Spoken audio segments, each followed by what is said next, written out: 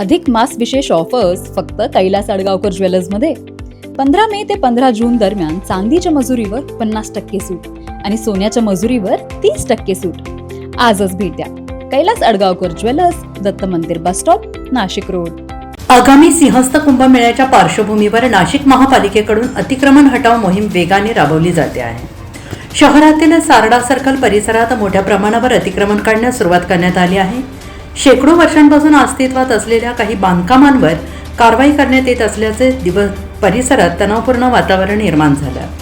कोणताही अनुचित प्रकार घडू नये यासाठी पोलिसांचा कडेकोट बंदोबस्त तैनात करण्यात आलेला आहे. यापूर्वी प्रशासनाने अशाच प्रकारची अतिक्रमणे हटाव मोहीम राबवली होती.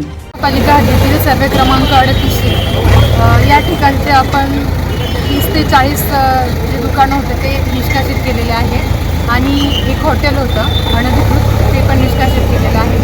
आजची कारवाई ही नाशिक महापालिका आयुक्त माननीय मनीषा खत्री मॅडम यांच्या आदेशानुसार झालेली आहे.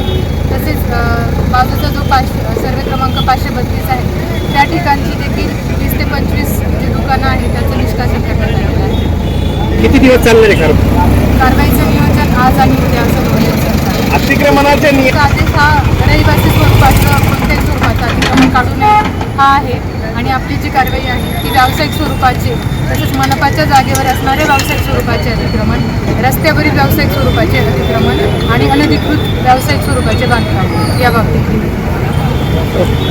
सिंहस्थ कुंभमेळ्याच्या तयारीसाठी रस्ते रुंदीकरण आणि वाहतूक व्यवस्था सुरळीत करण्याच्या दृष्टीने ही मोहीम कारवाई महत्त्वाची मानली जाते आहे. NCN न्यूजसाठी रोहन दानी, नाशिक.